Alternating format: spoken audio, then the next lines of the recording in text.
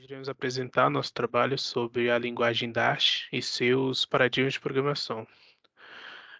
O Dart é uma ferramenta criada pelo Google para o desenvolvimento de aplicativos. O Dart é uma linguagem de programação de alto nível, multiparadigmas, que pode ser usada para desenvolver aplicativos móveis, web e de desktop, tendo o Flutter como framework para o desenvolvimento de aplicativos móveis. E também fornecendo ferramentas e bibliotecas para a criação rápida e eficiente de aplicativos para Android, iOS, web, Windows, Linux, macOS e também para a escrita de aplicações embarcadas. Além disso, o Flutter possui um motor de renderização próprio, que garante a execução rápida e responsiva dos aplicativos criados com ele. Bom, no contexto de desenvolvimento de software, paradigma significa um modelo para estruturar e representar programas que necessitamos obter uma solução através do desenvolvimento de um programa, construir a partir de uma linguagem de programação. Os paradigmas de programação são diferentes maneiras de pensar sobre como escrever o código. Cada paradigma tem suas propriedades, abordagens e princípios para solucionar problemas ao criar um software. Alguns exemplos de paradigmas comuns incluem o paradigma imperativo, lógico, funcional, orientado a eventos e orientado a objetos, e entre outros. Em algumas linguagens de programação, dependendo dos recursos oferecidos, podemos programar com mais de um paradigma, por exemplo. É muito comum algumas linguagens permitirem o desenvolvimento baseado no paradigma imperativo e também orientado a objeto. Neste caso, dependerá do conhecimento, do programador mesmo, a utilização dos recursos mais adequados para a solução de cada um dos problemas, pois cada paradigma tem a sua vantagem e desvantagem. Por isso é importante conhecer vários, a fim de fazer uma escolha consciente. O Dart, como já mencionado, eh, é uma linguagem multiparadigma. E por ser assim, possibilita o uso de diferentes paradigmas ao escrever o código. Os principais paradigmas suportados incluem orientação a objetos, paradigma funcional imperativo, paradigmas orientados a eventos e programação reativa. Ou seja, em resumo, o Dart é uma linguagem versátil que permite aos programadores escolher o paradigma mais adequado para uma tarefa em questão. Ok, a partir daqui eu vou seguir com a Letícia dando alguns pareceres sobre as vantagens e desvantagens dos paradigmas que foram mencionados pelo Felipe, no caso, a linguagem Dart. Não é algo focado só na linguagem Dart, porque afinal os paradigmas são conceitos. Então, basicamente, eles são conceitos e práticas que orientam a forma como um código de computador é executado, escrito e organizado. Como o Felipe mencionou, tem vários paradigmas e o Dart, em especial, implementa.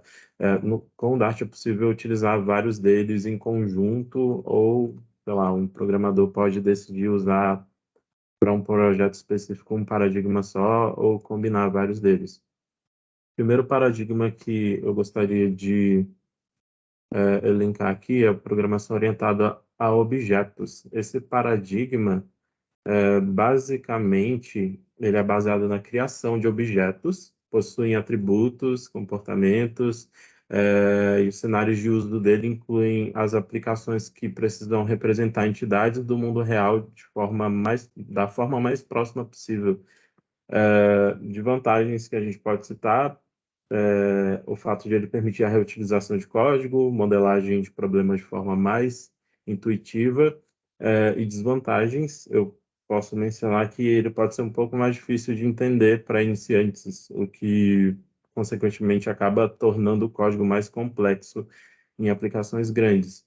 Aqui a gente está compartilhando a tela da nossa aplicação que a gente está usando como base para essa atividade, para esse trabalho. Basicamente, o clássico joguinho do campo minado, enfim, foram implementadas todas as lógicas principais aqui de marcar um potencial campo com bomba, e você vê que tem todos os eventos mapeados que a gente implementou. Enfim, para dar vida a esse projeto, a gente precisou utilizar de vários paradigmas. O primeiro que eu citei foi orientação a objetos. Um exemplo que eu posso dar é justamente a classe campo, que, como eu mencionei, ele se baseia na criação de objetos que possuem atributos e comportamentos de uma forma a modelar como se fosse o mundo real mesmo. E, enfim, aqui a gente pode ver que tem linha, coluna, vizinhos e tem os comportamentos todos definidos aqui para esse objeto em específico. O segundo paradigma que eu gostaria de explicar sobre vantagens, desvantagens, e aplicabilidade é o orientado a eventos. Esse paradigma, basicamente, ele é pautado na execução de ações em resposta a eventos específicos. Alguns dos cenários de uso para ele incluem aplicações que precisam reagir a ações do usuário ou interações de dados. De vantagens, ele permite a criação de aplicações dinâmicas e interativas.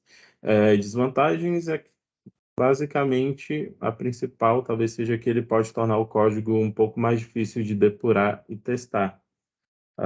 Um exemplo aqui no nosso projeto do padrão orientado a eventos está nessa parte aqui que é responsável por essa interação aqui do onLongPress, que é justamente uma reação a uma interação do usuário quando você dá uma pressão longa sobre um componente de campo, que é cada quadradinho desse, ele é marcado como potencial campo com uma mina. O próximo paradigma e último da minha parte é o reativo. Esse paradigma se baseia na criação de aplicações que reagem a mudanças em um fluxo de dados de forma contínua. Cenários de uso, a gente pode citar aplicações que precisam processar grandes quantidades de dados em tempo real, e as vantagens disso é que ele permite que as aplicações se tornem mais dinâmicas e capazes de processar grandes quantidades de dados. E de desvantagens, eu posso citar que ele pode exigir um esforço um pouco maior na criação do código e, enfim, consequentemente, isso pode tornar o código mais difícil de depurar. Um exemplo de uso desse paradigma aqui no nosso projeto nesse trecho aqui, onde basicamente a gente tem um fluxo de dados que é controlado a partir dessa variável venceu, que é um booleano, e a gente espera uma ação do usuário, que é disparada a partir de uma função do contexto do paradigma orientado a eventos, e a partir da atualização do fluxo de dados nessa variável venceu, a gente atualiza componentes em tela para o usuário. É isso. Pode seguir aí, Letícia. Prosseguindo com os paradigmas, temos a programação imperativa, que é baseada na execução de comandos específicos para realizar tarefas, ou seja, ele descreve a computação como ações, enunciados ou comandos que mudam o estado de um programa. Ela possui cenários que incluem aplicações que precisam controlar o fluxo ou realizações em resposta a eventos. Tem como vantagem que permite o controle de fluxo de dados mais facilmente e execução de ações em resposta a eventos. Como desvantagens, podemos citar a dificuldade de leitura e manutenção do código. Também temos a programação procedural, que se baseia na criação de um conjunto de procedimentos para realizar tarefas específicas, que enfrenta cenários que incluem aplicações que podem realizar tarefas de forma sequencial. Os procedimentais, como são eles as rotinas, subrrotinas, os métodos, as funções, eles podem ser chamados também a qualquer momento na execução de um programa, inclusive por outros procedimentos ou por si mesmo, que facilita esse uso. Ele tem como vantagem a criação de códigos mais simples e fáceis de entender, além de ser um paradigma que pode ser fortemente modular e estruturado. Tem como desvantagem a dificuldade de manter para reutilizar as aplicações de forma para ir crescendo o código. Também temos, por último, o paradigma funcional, que se baseia na criação de funções para realizar tarefas específicas através de composições mais puras, que evita o compartilhamento dos estados dos dados. O seu cenário de uso inclui aplicações que precisam realizar cálculos complexos ou processamento de dados. Suas vantagens é que ele permite a criação de código mais limpo e mais tranquilo na manutenção, além de se tornar mais fácil de testar. Como desvantagem, podemos apontar a dificuldade de entendimento para os iniciantes, mais difícil de depurar, já que a sua estrutura pode ser ineficiente, que pode causar futuramente efeitos colaterais na saída dos dados. E é isso. Bom, falando um pouco sobre o mercado de trabalho para os desenvolvedores Dart, as ofertas podem variar de acordo com cada região, mas a linguagem tem ganhado popularidade nos últimos anos e pode ser uma boa opção para quem está procurando uma carreira na área de desenvolvimento de software. A Google tem investido muito e de forma efetiva em sua popularização. Nos últimos anos surgiram muitas oportunidades em torno da linguagem Dart e Flutter. Inclusive, no Brasil, existem algumas que são referências internacionais, como é o caso da Flutterano e da Flutter Brasil, que contribui promovendo bastantes eventos entre os desenvolvedores com o objetivo de trocar conhecimento e experiência. Inclusive, muitas vezes trazendo grandes players do mercado que já se aventuram com essa tecnologia. Em nosso artigo, iremos trazer diferentes pesquisas sobre o mercado de trabalho, porém, neste momento, acredito que seria melhor expressar a pesquisa mais abrangente, que foi a realizada pelo canal do YouTube Código Fonte TV. A pesquisa foi realizada entre os dias 16 de dezembro de 2021 e 16 de março de 2022, com um total de 11.521 programadores participantes, obtivendo um resultado onde o Acre com a maior média salarial de R$ 9.769 reais e 65 centavos, porém é uma média questionável, porque só houve 13 participantes. E aí vem seguido por Santa Catarina, com a média de R$ 8.147,89, onde teve 770 desenvolvedores respondendo o questionário. E aí, em terceiro lugar, vem o nosso querido DF com uma média salarial de R$ 8.093,86, tendo 332 pessoas participando. Mas para nós o mais importante são as tecnologias. Então, na pesquisa, como era de se esperar, o JavaScript veio em primeiro lugar com 3.557 desenvolvedores e uma média salarial de R$ 7.113,78 centavos. O Dart ocupa o oitavo lugar, com 234 participantes e uma média salarial de R$ 6.459,89. Um ponto importante também que a pesquisa trouxe são os dados das tecnologias mais utilizadas, tendo novamente nas 3 primeiras posições os frameworks do JavaScript e o Flutter, que é o framework do Dart, ocupando o oitavo lugar com uma média salarial de R$ 8.388,41 centavos. Eu vou falar sobre a importância de conhecer e decidir qual é o paradigma de programação a adotar. Conhecer os diferentes paradigmas de programação é importante para que você dá a capacidade de avaliar qual o mais apropriado para resolver o problema específico. Ou seja, não existe um paradigma que é melhor que o outro, pois cada paradigma, como foi citado, tem suas vantagens e desvantagens. Então, por exemplo, o paradigma que foi mencionado que a gente falou foi a orientação a objeto, qual o Thiago falou que é mais adequado para modelar entidades do mundo real de forma mais eficiente. Tem os paradigmas funcionais, né, que foi para é mais adequado para manipular dados de forma segura e eficiente. E uma que eu também queria trazer que eu achei relevante, que é o reativo, que ele é projetado para ser autoescalável e baixa latência. Então, ele é ótimo para lidar com questão de grande quantidade de banco de dados, pois requer transações, então a latência é bem menor. Um outro ponto que eu vim trazer também era sobre a possibilidade de misturar paradigmas em um único programa.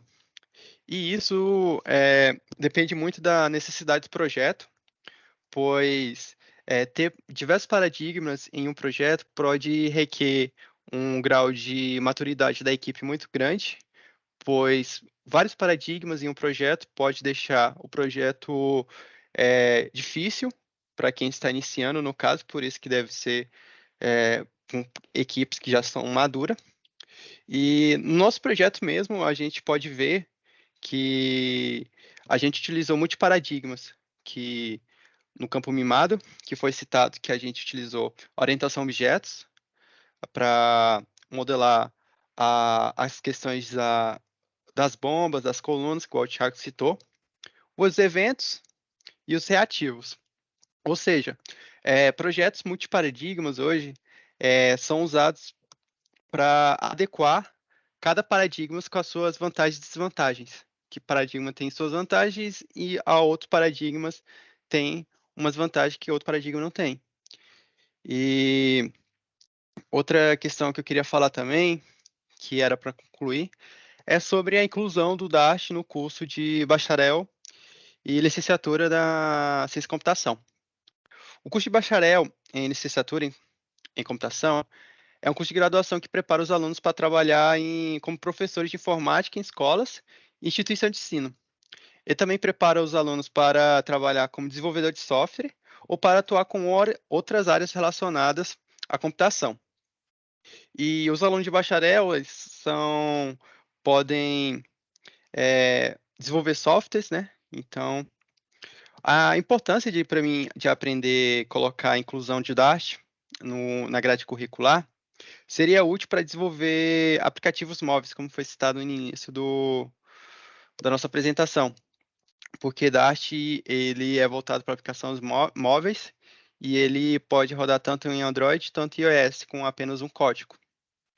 E isso é uma habilidade muito útil e valiosa no mercado de trabalho atual, pois, como que foi mencionado anteriormente, o mercado de trabalho, por mais que ainda exista algumas linguagens acima de Dart e algum framework também Flutter, mas em questão de tempo, hoje Flutter é questão de tempo, pode ser considerado uma das melhores linguagens, vai passar muitas das linguagens que tem hoje.